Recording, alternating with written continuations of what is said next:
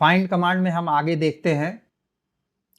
Find command में कुछ ये डिफरेंट कमांड के सिनेरियो दिया गया है जिसको आप यूज कर सकते हैं। ये find command type name test star लिखने से वो सभी फाइल्स दिखाएगा जो टेस्ट के नाम से है, starting with the name test. इसमें एक स्विच, अगर हम आई नेम इस्तेमाल करेंगे तो ये इग्नोर केस कर देगा। इग्नोर केस मतलब क्या हुआ, अब टेस्ट नाम से जो भी फाइल्स बनी होंगी, स्टार्ट टेस्ट के नाम से स्टार्टिंग में जो भी फाइल बनी होंगी, वो चाहे कैपिटल TEST लिखा हो और स्मॉल TEST से स्टार्ट हो, उन सभी को लिस्ट करके देगा। और ये कमांड हम देखते हैं, ये कमांड अगर ये क्या करता है, फाइंड डॉट मतलब अपनी करंट वर्किंग डायरेक्टरी में all those types of files, list all those types of file which are modified within 10 minutes, कि अभी से 10 मिनट के अंदर मॉडिफाइड होने वाली उस सभी फाइलों को ये लिस्ट करके दे देगा। और ये कमांड क्या करेगा, जिसमें प्लस m मिनट प्लस 10 लिखा हुआ है, तो list all those files which are modified more than 10 minutes ago, मतलब अभी से 10 मिनट के बीच की फाइल नहीं देगा, बट वो 10 मिनट के पहले जितनी मॉडिफाइड फाइल्स हैं वो दे देगा।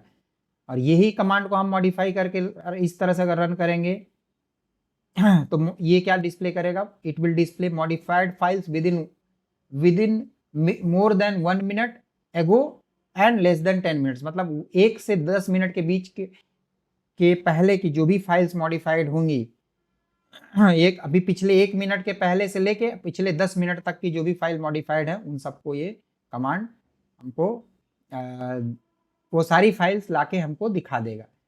और ये कमांड क्या करेगा, ये सब कमांड्स आप इसको नोट डाउन कर सकते हैं। इसको आपके समय जब आप रियल टाइम इन्वायरमेंट में काम करिएगा तो ये सब कमांड्स आपको कभी काम लगेगा। तो ये जो कमांड है यहाँ पे जो मैंने हाईलाइट कर रखा है,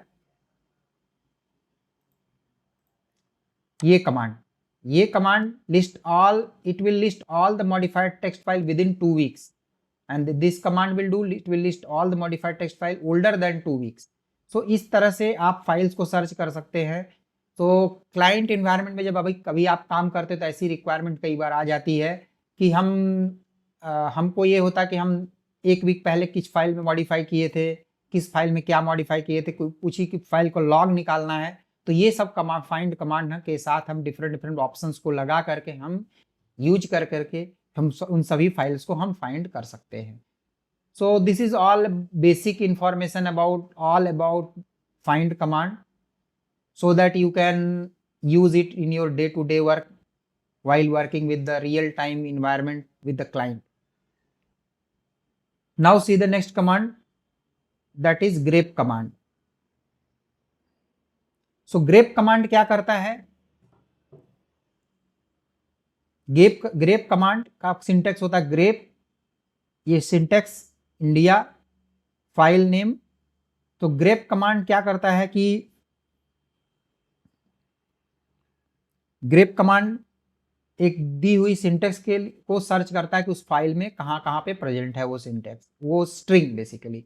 सो ग्रेप को हम 3 तरह से ऐसे लिख सकते हैं, या तो किसी सिंगल कोट में लिखें या डबल कोट में लिखें, कोई फर्क नहीं पड़ता है। सो सभी केस में रिजल्ट सेम रिटर्न करेगा। सो हम यही ग्रेप कमांड को देखिए, अगर मल्टीपल फाइल्स में सर्च करना होगा तो grep keyword, then file 1, file 2, file 3, it will search the word India in all these files, file 1, file 2, file 3।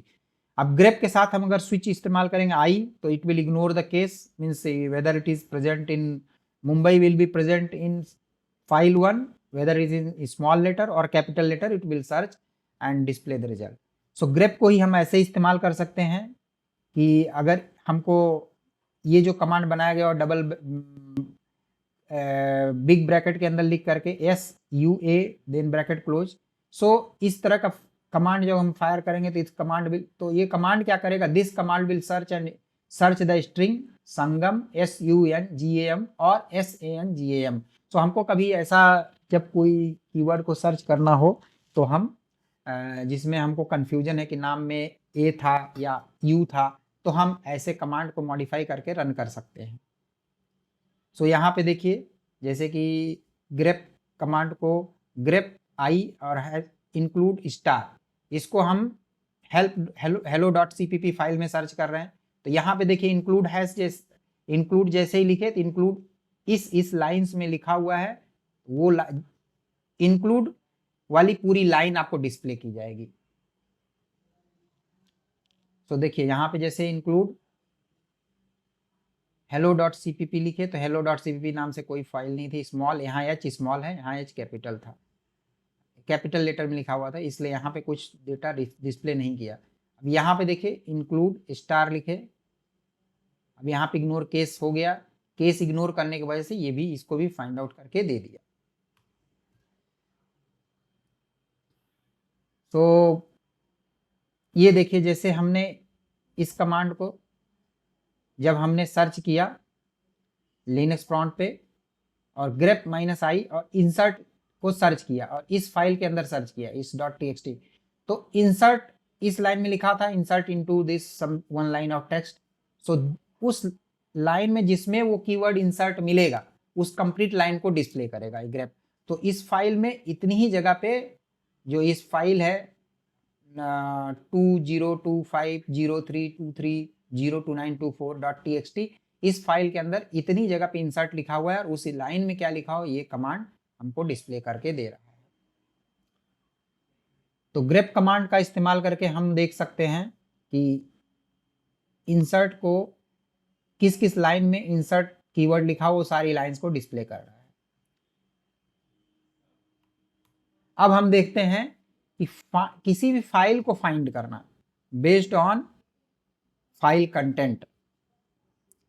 So find command के साथ grep कमांड को हम इस्तेमाल करके देख सकते हैं। तो ये वर्क कैसे करता है, फाइंड कमांड का जो आउटपुट होगा उसके बाद exec कमांड लिख के grep को एग्जीक्यूट करेंगे। तो फाइंड कमांड जितनी फाइल्स देगा उन सभी फाइल पे grep कमांड को लिखा गया है और grep hi एक इसका स्विच है, hi को लिखने से आई से इग्नोर केस हो जा रहा है और ये इसका सिंटेक्स, आप इसको लिख करके रख लीजिए। आपको कहीं ना कहीं ये आपको जब आप लिनक्स एनवायरनमेंट में काम करेंगे या C++ पाइथन में काम, तो ये कमांड आपको कई बार आपको इस्तेमाल हो सकता है। आपको ऐसा लगेगा कि किस किस फाइल में ये इंसर्ट कीवर्ड लिखा हुआ है। सो इंसर्ट कीवर्ड जिस फाइल में देखिए 923 फाइल में लिखा हुआ है और 924 फाइल में लिखा हुआ है। तो इन सारी फाइल्स को लिस्ट किया, ये सिर्फ फाइल का नाम नहीं देगा बट इस फाइल के इंसर्ट लाइन जिस उस होल लाइन में क्या लिखा हो ये भी उस कंटेंट को भी प्रिंट कर देगा। तो इस तरह से जो है फाइंड कमांड और grep कमांड मिला के एक साथ हम फाइल के कंटेंट को भी देख सकते हैं और फाइल को भी फाइंड कर सकते हैं। और ये देखिए फाइंड के थ्रू जो आउटपुट आता है उसके ऊपर हम कुछ ऑपरेशन कैसे परफॉर्म कर सकते हैं। जैसे देखिए ये कमांड, ये सब कमांड आप चाहे तो इसको सेव कर लीजिए और इसको आप अपने रियल टाइम में जब इस्तेमाल करना होगा तो आप इसको यूज कर सकते हैं। Remove all file which has extension .cpp। अब यहाँ पे सारी फाइल्स को हमको मिल गया और उन सारी फाइल्स को exec कमांड लिख करके रिमूव कर सकते हैं। सो ये कंप्लीट सिंटेक्स है, it will remove all the files which has extension .cpp। Find command का ये सिंटेक्स जो है सेकंड वाला syntax, delete all those files which are older than 2 weeks. So 2 weeks से ओल्डर सभी फाइल्स को रिमूव करने के लिए हमको ये कमांड बना के रन करना पड़ेगा, कस्टम कमांड है। सो ऐसे ही आप जो है ऐसे ही फाइंड के डिफरेंट वर्जन कमांड को बना के हम इसको इस्तेमाल करेंगे और हम इसको अपने डे टू डे वर्क में यूज कर सकते हैं। ये कभी क्लीनिंग के समय काम आता है, जब आप कभी लगता है कि ये पुराने डेटा को डिलीट करना है, उसको आर्काइव करना है, उस समय इसका इस्तेमाल होता है कि 2 वीक से ओल्डर सारी फाइल को डिलीट करके किसी दूसरे फोल्डर में रख दीजिए अगर ज़रूरत नहीं है। तो ऐसा प्रोडक्शन में जब लॉग फाइल इकट्ठा हो जाती है, जैसे मान लीजिए आपके पास बहुत सारी लॉग्स फाइल्स हैं जो ऑटोमेटिक जनरेट कर रहा है सिस्टम, तो उस लॉग फाइल, पुरानी लॉग फाइल को हमको क्या करना है, 1 मंथ पुरानी, तो 1 मंथ ओल्ड सारी लॉग फाइल को डिलीट कर देना होता है या इसको आर्काइव कर देते हैं। सो लिनक्स कमांड में कुछ रिकमेंडेशन है, आप ये हम इसको कवर नहीं करेंगे। Cut command, awk command and ps-ef command. ps-ef command एक प्रोसेस, रनिंग प्रोसेस को दिखाता है। यहाँ पे आप देखिए जैसे कि ये ps-ef को पाइप्स थिम्बल के साथ ग्रेप के साथ कॉन्केटनेट कर दिया गया। तो इस तरह हम दोनों कमांड को इस्तेमाल कर सकते हैं, पीएस और ग्रेप को। ग्रेप किसी भी आउटपुट के ऊपर हमको कॉन्केटनेट करने के लिए हम फाइंड कर सकते हैं, कॉन्केटनेट करने के लिए हम यूज कर सकते हैं। तो ये ग्रेप और पीएस को आप अपने से पढ़ लीजिए जब आपको, या फिर आप जब आपको ज़रूरत होगी तो उस समय आप इसको यूज कर सकते हैं।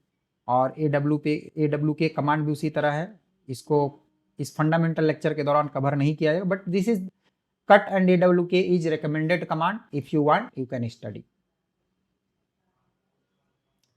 So if any question and any comments are there, please write your question in the form of comment. It will be responded, or you can give contact on the given number, so which will be answered as soon as possible. So thanks for watching this lecture, and we will meet with you in the next lecture with next topic.